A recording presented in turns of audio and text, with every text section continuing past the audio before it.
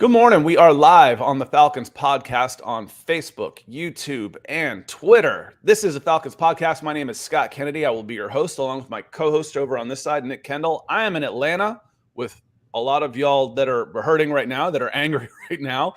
This guy over here on this side, he's over in Seattle. So we go coast to coast with your football coverage. Nick, how are you doing this weekend, my friend? How's it going?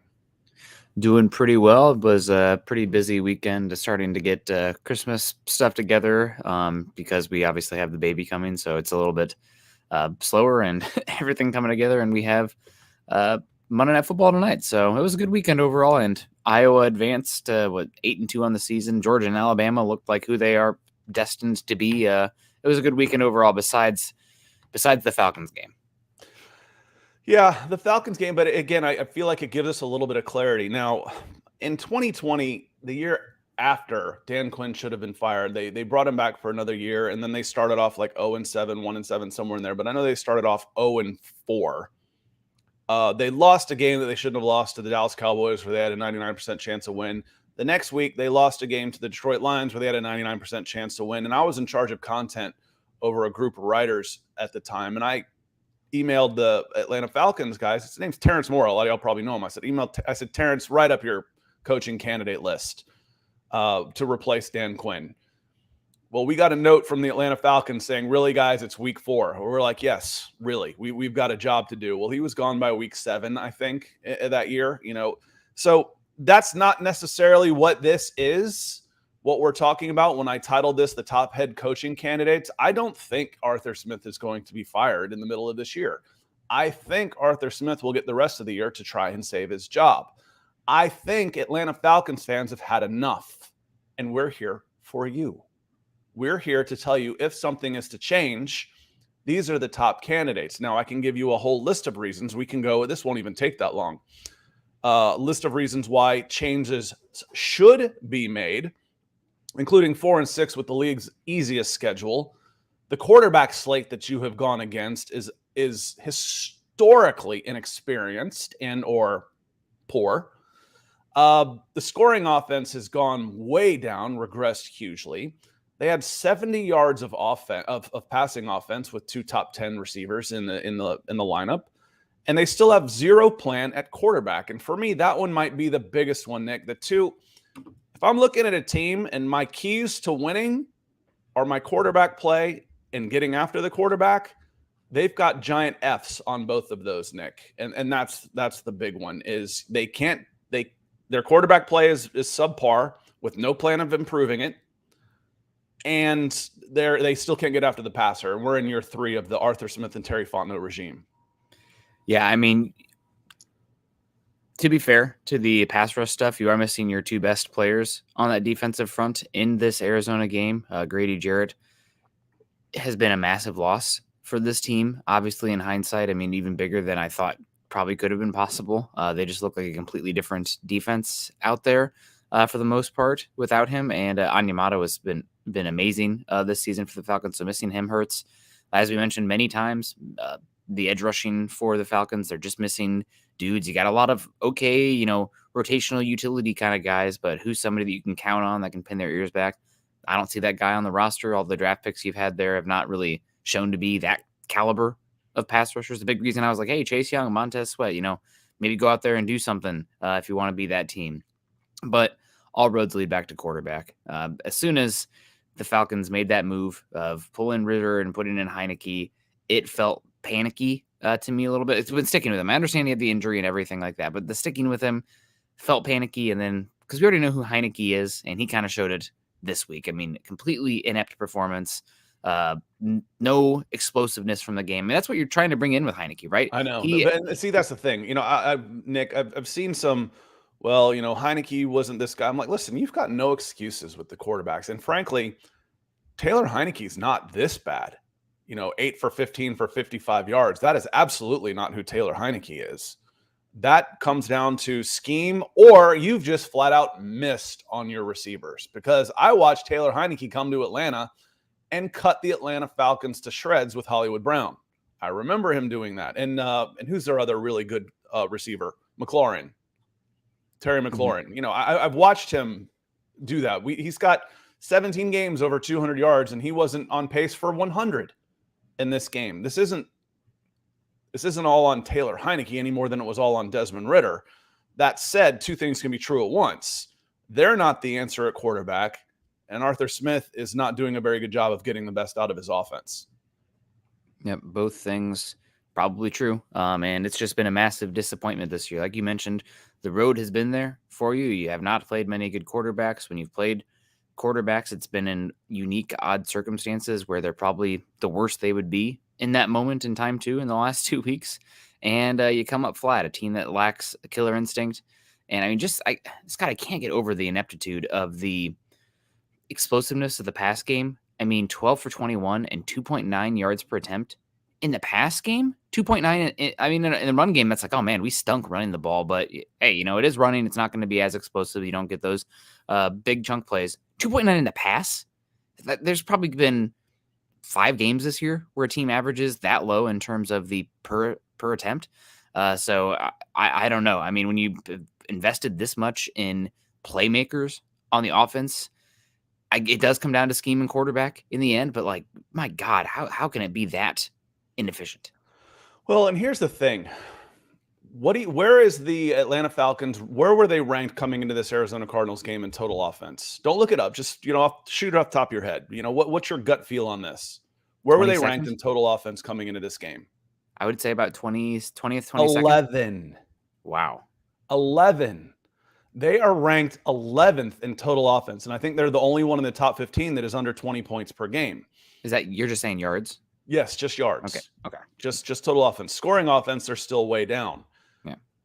So last year they were down in total offense, but they were more efficient in scoring the ball. This year they're not scoring, which is the more important part if you really do it. If we really want to pay attention. Yeah. Scoring matters. Yeah. But they're 11th. So they're still moving the ball. But this year, unlike years past, they were the least penalized team in the NFL last year. This year, it's like clockwork. You get to the 5-yard line, there's going to be a penalty. There's going to be a penalty on the offensive line. Or Jonnu Smith had a nightmare yesterday between dropping a pass and then a holding call, which was crap anyway. Since when do pancake blocks become holding? That's the one that I've seen a couple times, not just with the Falcons this year. I've seen it a few times. He blocked him too hard. Yeah, you've got your hands on him, you turn him, you put him on his back, and they call holding. I'm like, all right, so I'm going to give him a pass on that one. But it's the offense is moving the ball, but they're completely undisciplined now and making mistakes that they can't afford to make. And then, again, you're not taking advantage of the people that you spent premium resources to try and get, which is, well, it's maddening to Atlanta Falcons fans, and it's not doing much for the record right now. Again, want to say hello to some folks before we start getting into this. And like I said, I'm not saying Arthur Smith is going to be fired. He's got a chance to save his job, but if it continues down this path, who would be some options? Those are the things I want to get into. We do this live because we like saying hello to folks, and we like having the participation in the chat, so y'all can be in here with us. We're on a couple of channels right now. We're on YouTube /Scott Kennedy. We're on Atlanta Falcons Fans on All Falcons. And we're on Scott Kennedy Sports on Facebook. I don't normally stream to Scott Kennedy Sports on Facebook, but I am this time because this pod is going to involve several teams there where the Atlanta Falcons might be trying to pluck, and not even just the Atlanta Falcons, where lots of teams could be coming in the offseason and trying to pluck your coordinators away from you or your head coach if we happen to dip down into the college ranks. I want to say hello to Edward Brown. Edward's breaking the ice for us on YouTube. He says 70 passing yards against the league's worst pass defense. Unfreaking believable. They were 17th in yards. I'll give them that. They were 17th in yards, but not completely healthy either. The offensive line was banged up for the Arizona Cardinals. And again, you mentioned losing Grady Jarrett and David Onyemata, but I'm still talking pressure. Now, you know how I feel about Grady Jarrett. Grady Jarrett and David Onyemata are still not your pressure players. This is still coming from the edge. The Falcons were not getting beat up the middle. Even with the loss of Onyemata and Grady Jarrett, they still, in the last 2 weeks, I'll have to remember back later, but the last 2 weeks, they're not getting beat up the middle of their defense, apologies. They're getting beat on the edges. they still do not have edge defenders that are at the level of really NFL or the scheme around it. Bud Dupree's been playing well. He's not all that fast. Ebiketti's been okay, but when they rush 4, they flat out can't get to the quarterback. And if the quarterback breaks containment, it's 20 yards. It's not, they're not getting beat up the gut. They're getting beat even without Onyemata and Grady Jarrett.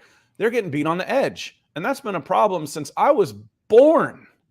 And it has not been addressed. The two biggest problems on this team have not been addressed. Those are fireable offenses in 3 years. Yeah, and the run defense was poor, and the linebacking overall in this game was poor as well. It wasn't just the run game, obviously, for Arizona, but the first tight end drafted 2 years ago, so there is something to that, I guess. But Trey McBride looked like a superstar against you guys. Put that on the linebackers, though. I wouldn't totally put it on that. Well, who are you blaming this specifically? One, Richie Grant had a nightmare. Yeah. Richie Grant, I don't know what PFF's going to say, but my seat of the pants analytics on grades for Richie Grant were bad. Yeah. Were bad. Nate Landeman played great. I thought the guys, I still think of Trey McBride was doing a lot of his damage behind the linebackers. It was this was safety in between the levels talk on him. This was more on Richie Grant. A second-round pick at safety. I don't even want to look at the guys that went when the Falcons traded out of that spot, Javon Holland. But, Drew Dahlman was a nice pickup in the 4th. That was when the Falcons traded with the Broncos. The Broncos moved up into the Falcons spot and took running back Javonte Williams. The Falcons moved down and took Richie Grant in the 2nd and then Drew Dahlman in the 4th. Not a bad trade overall, but Richie Grant has been really, really disappointing. Edward, thank you so much for coming in with the support. Robbie Red feels the way a lot of us does, and this is why falconing is a verb or a noun or an adverb or it's multiple uses. Robbie Red says, genuinely impressed with how consistent the Falcons are with these type of losses, finding new ways to lose. Dante Spade, he's singing us a song this morning. He says, hey ho, Arthur Smith's got to go, ho, ho, I'm done with him. And again, I think a lot of Falcons country is. Victor, good to see you, Victor. He says, hey guys, this loss was written all over the place for me. Smith lost the locker room and the fans now. I don't see any path for him to continue as a Falcons head coach in 2024. I mean, there is 7 games. You go 6-1, he'll be back. That's 10-7. But the Atlanta Falcons have had the easiest schedule in the NFL leading up to this point. They're 4-6. And that's just talking record. We're not even talking circumstance. We're not talking about week 1 with a guy making his NFL debut. We're not talking week 2 with a guy making his 2nd career start. Those are 2-year wins to start 2-0. We're not talking about getting beat by a guy that just got off the bus in Josh Dobbs, who wasn't even supposed to start over a late day 3 pick who was making his NFL debut. The one guy you beat is lighting the place on fire in CJ Stroud. And you beat the Tampa Bay Buccaneers. I don't think they have a win against a winning team. The Falcons have the easiest remaining schedule in the NFL. But to this point, that's got them to 4-6. And frankly, the Saints are better than some of the teams that have beaten them. Yeah, the Saints looked dreadful yesterday. At least you have that going for you. And the Buccaneers did win. But this is, don't write the obituary just yet. This is really ugly right now. But you had Tyler Heineke suffer a hamstring injury, obviously, in this game. And Ritter came in and looked better. There is a reality out there where they get it together somewhat, at least given the schedule they play down the stretch, and make the playoffs in a absolutely dreadful NFC South. So it's not totally written just yet. Now, what are the odds of that, Scott, happening right now based on what I've seen? I'd say maybe 15 to 25, which is not good considering you still have it in front of you. But it's rough right now for sure. Here's the thing, though, Nick. Let's say Prater yanks that field goal and the Falcons win. Would y'all feel really any different right now if the Falcons had won that game off a Prater missed field goal at the end of the game? And it was 5-5 and you're sitting at the top of the NFC South, would you feel any different? I don't think I would. I don't think I would. I'd still think you are a product of your schedule and your team is playing like ass. Yeah. That's what I think. I think you are in year 3 of your regime when you've got your offense pretty much exactly the way you've wanted it, between the offensive line, the draft picks, the quarterback that you didn't try and go out and upgrade in the offseason, or you just didn't try and get earlier. We've talked about that a lot, where you decided you didn't need a quarterback in 2021 and you needed a tight end instead. We've talked about that a lot. Would you feel any different? I don't think I would. And eking into the playoffs, didn't the Bucs get in at 8-9 last year? Doesn't change the way I feel about this team. Yeah, it would definitely be. It's hard to win in the NFL though, Scott, at the same time. And if you are sitting there at 5-5, I saw a lot of comments from somebody in here that the Falcons are in purgatory, and you kind of are. Here we are. At least you are in the NFC South, where it looks like the Panthers made a horrible decision at quarterback in comparison to what other options were. So there is ability to turn this around. It's not like in the AFC where it's just young quarterback after young quarterback looking like superstars. So again, long term, Falcons have the ability to be okay. But it feels bad right now, without a doubt, Dan. It feels like a missed opportunity as well. That's the frustrating thing. This is a year where you built up, you're out of the cap hell. You went out there, you went and took the running back in the top 8. I mean, we're going for it move. And this is not going for it right now. It's not working at all. So I saw some comments in here. Maybe Arthur Smith has already lost the locker room. I don't know if that's the case. We'll see how hard they play down the stretch here. But as you mentioned, things were set up for the team to be good this season. The pieces were there. They haven't had an unbelievable string of injuries either. I mean, there's not many excuses for being 4-6. And no, this team should be 8-2. They should be 8-2. And we're not giving the Minnesota Vikings enough credit. But still, that game's at home, and Josh Dobbs is writing plays in the rubber pellets at Mercedes-Benz Stadium. I say you draw them up in the dirt, but there is no dirt anymore. He's lining up rubber pellets out there to say, okay, you go here and you go here, and you lose that game to the Vikings. Vikings have won 5 in a row now, I think. So we're not giving them enough credit, but that's a game. If you are going to be a playoff team, you should still win at home, for God's sakes.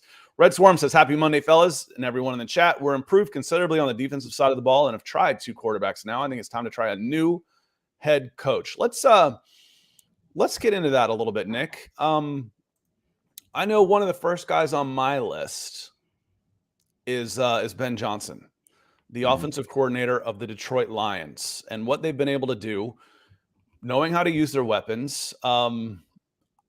If you start looking man for man and piece for piece, thinking where the draft picks are, etc., one big difference they've got is the offensive coordinator and the quarterback in Jared Goff. But other than that, I would say he's doing a pretty damn good job of getting the most out of what he has. Jared Goff was considered a throw-in that the Detroit Lions were willing to eat some cap on until they got their quarterback of the future. Instead, he's become a guy that looked like the number 1 overall pick at one point. That's coaching. It is coaching. I mean, there is also a baseline competency at the quarterback spot. He was the number 1 overall pick. He had some pretty damn good years in Rams as well. I would say that the Lions would emphatically disagree with you that Goff was a throw-in, because they did like him as well. Now, granted, their general manager came from Los Angeles, the Rams, so they had a relationship there and everything. But overall, Ben Johnson's done a really good job. I mean, it's not like they are the most superpowered offense in the NFL, but, they don't have a nuclear level quarterback. So it's pretty hard to do that. But yeah, Ben Johnson was a really hot candidate last year. And the fact that they've gone back and there's been, tape out there against him this season. They've had injuries at both running back spots, and they're still getting it done. Ben Johnson certainly. Nick. Go ahead. One second. They've got the number 2 offense in the NFL. Scott, I look at EPA per play. I look at the efficiency metrics, and they are good, but they aren't the number 1, number 2 team. They're up there. They are. All right, fine. I look at scoring, and they're number 6. I look at total yards, and they're number 2. Yeah, they're good. They're good. I mean, if I'm starting to think, again, we're thinking Detroit Lions here. Detroit Lions are in the same bucket as the Atlanta Falcons as far as franchises go. In fact, they're probably even lower. The Falcons have had some pretty good success. The Detroit Lions have not. Yeah. Some of their success has been with some amazing individuals, Calvin Johnson, Barry Sanders, etc. But to have them knocking on the door of top 5 and arguably all of this type of stuff, they're number 2 in total offense or number 6 in scoring offense. Again, scoring matters. Red zone efficiency matters. Getting the ball in the end zone matters. This guy's doing a really good job. How serious of a candidate do you think he will be in the offseason for getting a head coaching job? Oh, I mean, I'm surprised he didn't go last season. Okay. Loved what Ben Johnson was doing with the Lions. I thought it was pretty shocking that he ended up going back to Detroit. I think that speaks a lot well to Dan Campbell. One thing I would keep my eye on with the Lions is that Dan Campbell has emerged as a big-time dark horse candidate for that Texas A&M job. And if that, yes, Texas A&M has unbelievable money, and he is an alumni there, and there is some talk coming from there. God, that doesn't happen, though. When has an NFL head coach of a playoff team gone into the college ranks? I can't think of it, but Texas A&M is a different money maker than we see from almost anybody. We'll see. It's a dark horse candidate, but that's one that at least there is discussion of it right now. But like I said, Ben Johnson, they're the 8th overall offense this season behind the 49ers, Dolphins, Bills, Eagles, Cowboys, Chiefs, Chargers in terms of EPA per play. I think they're 10th in DVOA. So that's a really good offense when you're considering, your number one pass catching weapon is Amon-Ra St. Brown. Out there, they're not dealing with a true, he's great. Don't get me wrong, but highly drafted. In a redraft, he'd go in the first.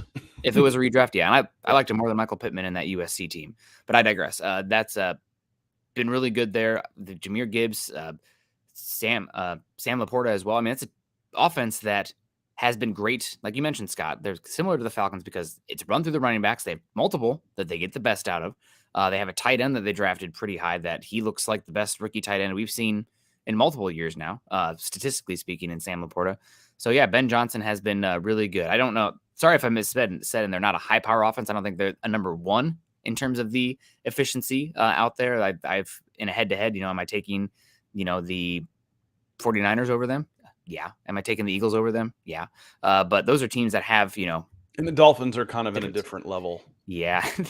Talk about nuclear teams out there. I mean, heck, the Bills probably as well. But it's a different discussion. They're amazing. And he's probably he has to be your number one candidate, I think, right now as well. There's a lot of other guys out here, Scott, that I have on a list that are worth listening to. But considering how you've built the team, considering everything that is going on in Atlanta right now, Ben Johnson makes a lot of sense. He ended up being number one on my list as well. I wanted to ask you about him. John Harrell asked, where's that top 5 defense? John, part of it is we've talked about this a lot for the Atlanta Falcons, that their inability to get pressure on the quarterback was not sustainable. Mm-hmm. And it's not. They've been pretty good in coverage, but losing Onyemata and Grady Jarrett hurts.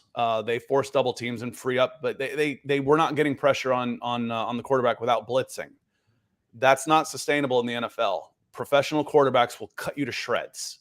Mm-hmm. That they didn't in the first 6 games or so was, again, any given Sunday, week to week, but over the course of 17 games was not going to be sustainable. And you watch Kyler Murray sit back there and just have all day long against a 4-man rush. Josh Dobbs the same way. And then if you are rushing, you lose containment. Those mobile quarterbacks are going for 20 yards a pop and extending drives.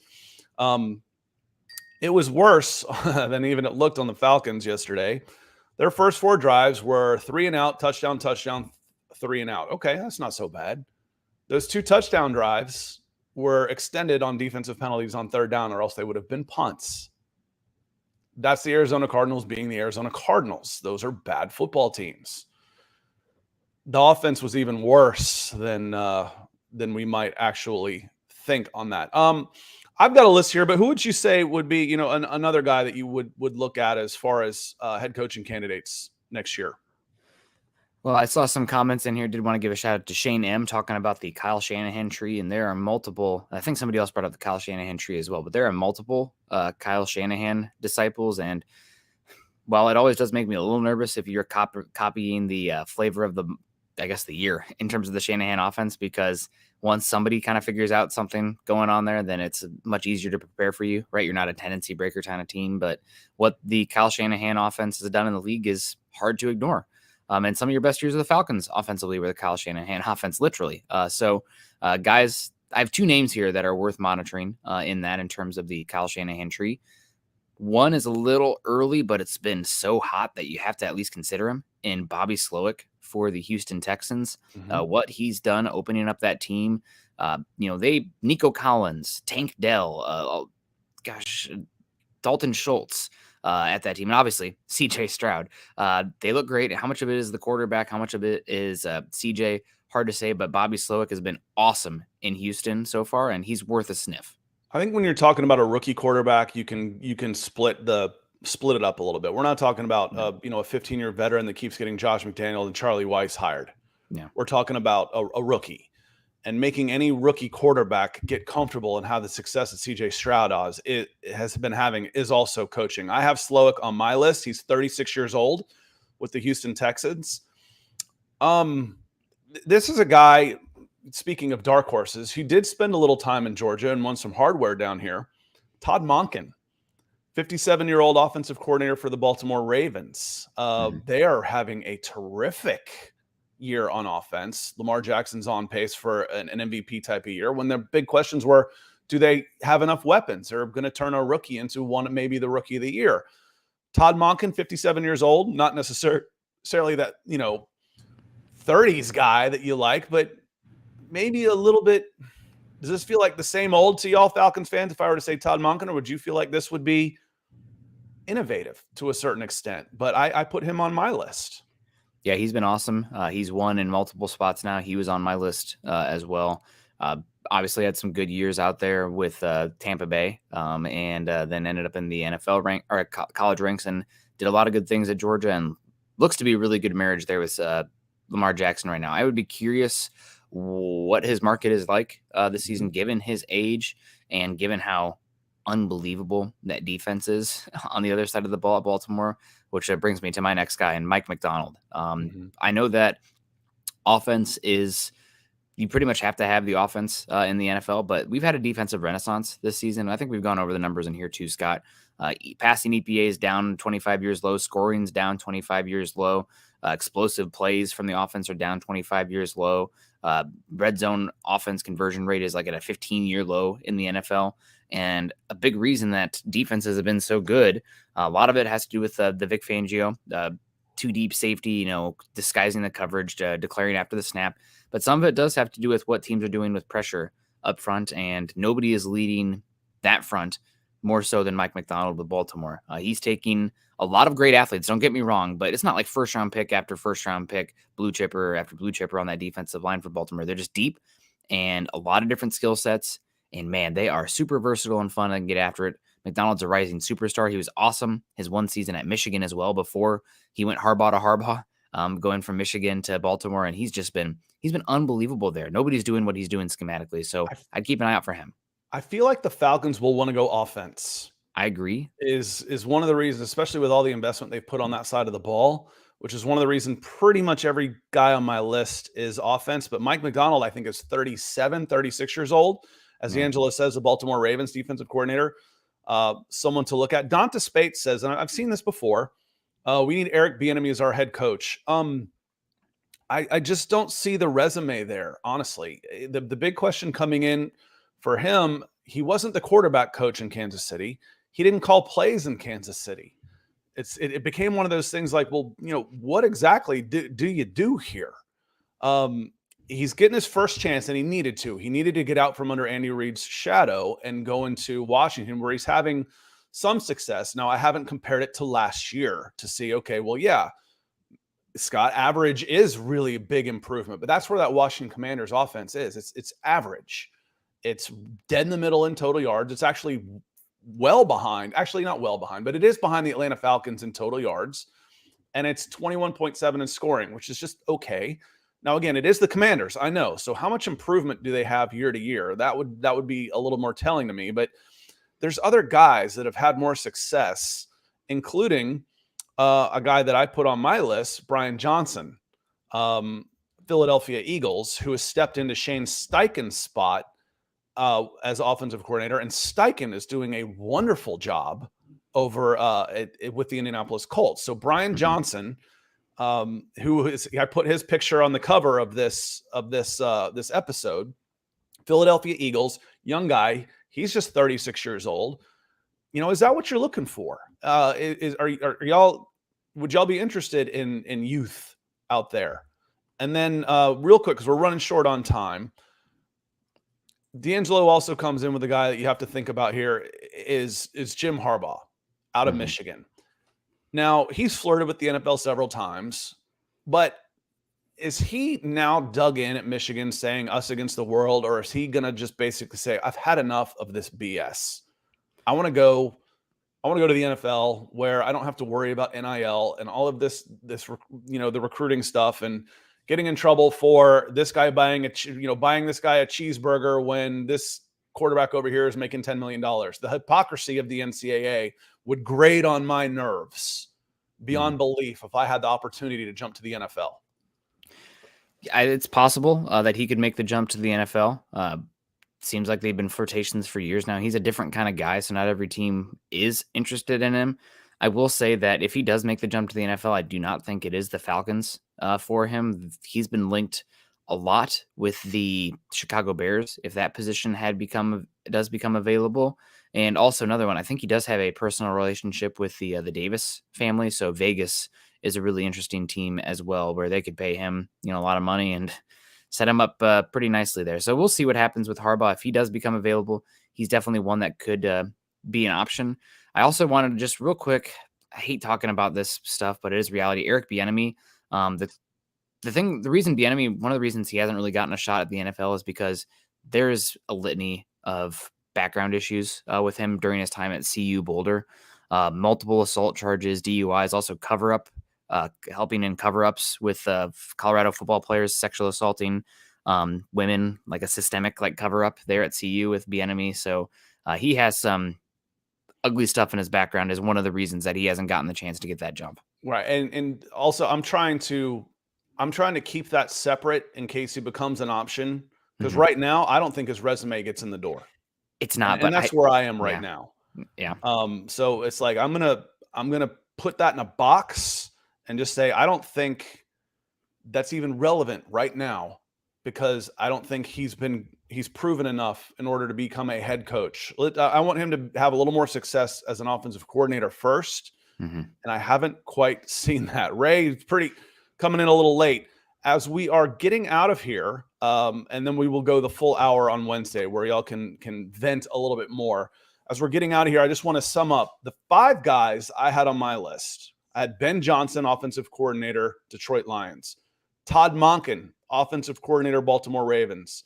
Brian Johnson, offensive coordinator. You're going to notice a theme here. Brian Johnson, 36 years old, offensive coordinator, Philadelphia Eagles. Bobby Slowick, 36 years old, offensive coordinator, Houston Texans. And then Jim Harbaugh, head coach at Michigan. Could be available if he's tired of dealing with the hypocrisy of the NCAA. Those were 5 on my list. Who did I miss that you said? Mike McDonald, Baltimore Ravens. And we said pretty much a lot of the same ones. I did have one more on here that you didn't mention that I think he's done a really good job considering the youth and some limitations at quarterback. And he's done it now for multiple years. Shane Waldron at Seattle has been very good as an offensive coordinator and schemer there. What he's done with Geno Smith, he is also off the tree of Kyle Shanahan. And Seattle ran into a buzzsaw with Baltimore. They've been some up and down, but I've liked the scheme. They've been dealing with injuries at both tackle spots this season. I think that Shane Waldron is somebody to keep an eye on as well this cycle. I think his time has come that it's probably very soon that he will get a shot. I think that's a good shout. I think he has done a really good job. I feel like sometimes these coaches should get a percentage like agents do. Yeah. He made Geno Smith a lot of money. So I think that is a good shout as well. Andrew Norman likes it. So we're going to hop out of here right now. Those are some of the options. So there will be several. There weren't that many teams that turned over last year, Nick. It was like 5, I think, at most. If I look at, we mentioned, I think Chris just said, Harbaugh played for the Bears. It's a definite possibility. So you know who else would be a definite possibility for Jim Harbaugh? The Bears. That's what we're saying. Yeah. Yep. When we start looking at competition, who are you going to be in competition for these guys with? If there is a if there is an opening in Atlanta, the Bears could have an opening as well. Let's see who else could have opening, and then we're going to hop out of here. The Patriots could have an opening. The Giants. Do you think the Giants would stick with Daboll for another year? I mean, it looks so bad there right now that they might go on from him. It's like an institutional kind of thing. Like, it's not his fault that they are totally this bad. It's a roster issue and injuries, but like there's levels to it, right? So they look like they're falling apart. I think so too. I'd be interested in Daboll. Hey, you want to come down here and be an offensive coordinator and do it for a year? I'd be interested in him to rehab his career for a year. I think Arizona's safe with a first-year head coach. We mentioned the Bears. How about the Packers? 3-6 and not looking so good. I think they could be another NFC North blue blood program that's open. And then there's two more I think you keep an eye on here. Well, Rivera in Washington, but Sean McVay is always a question in LA. What about Vrabel in Tennessee?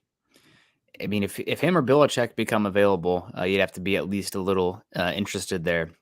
So I'm with you on the most part that it is an offensive guys here and there, but did want to give a shout out to Red Swarm here. No love for Ryan Nielsen. He should get an interview, and I think that possibly maybe even pretend brought him back on the staff as well. Although whoever the head coach is, you want to make sure you give them the lane to bring in their own guys. But Nielsen's been good for the Falcons overall this season. Has he done well enough multiple seasons now where it's like, yeah, that guy's a head coaching candidate? I don't know. It's always going to be harder for the defensive coordinators. They have to prove it multiple years in a row compared to where everybody wants the offense. If you're a hot shot one time, you're going to be on lists. But Nielsen should get an interview in the least. Yeah, if the Falcons were to make a move during the bye week, I'd probably elevate Nielsen to interim head coach. But for me, Nielsen doesn't have the resume that stacks up as for some of these other guys. And I really do feel like, especially after Mike Smith, especially after Dan Quinn, especially after 3 straight top 10 picks, especially with $40 million in your offensive line, they're going to go with an offensive head coach because they do not want the turnover on the offensive coordinator if they have success. That's how it works. If you have success as a coordinator, you're going to get a move as a head coach. And it is a lot harder to replace offensive coordinators year after year after year after year than it is to replace defensive coordinators, I think. But that's what I think. And we're going to hop out of here. We'll be back on Wednesday. Thanks, everybody, for stopping in. Special thank you to Red Swarm for the super chat and Edward Brown, who came in earlier with the super chat. So thank you all very much. If this is your first time here, we got a lot of viewers. Hit that like and subscribe button or give it a share. I do check back and see all those shares that y'all do on Facebook. I love it. It helps us out a ton. If you like us, give us a like. It gives you alerts when we're going to be back. We are on these channels Monday, Wednesday, and Friday. Talking football. Monday and Wednesday is Falcons, and we'll get into draft and all that stuff. And then Friday is NFL football. Nick and I are going to hop over to youtube.com/Mile High Huddle and talk some Broncos and preview the Bills and Broncos game right now. So we're out of here, and we will see you next time. Peace.